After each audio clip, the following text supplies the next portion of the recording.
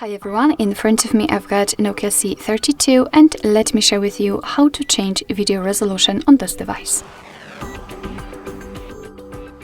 So first of all, let's open the camera app, and currently we are in the standard photo mode. So usually we will have to switch to the video one, but not in this device because the video resolution option is in the kind of general settings.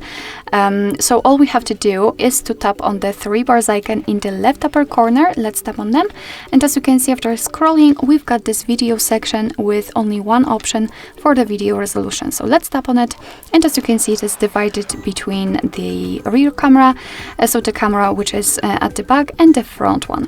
So let me show you how to change it using this one. For example, after tapping, you will have this pop-out window from which you will be able to pick from two different options.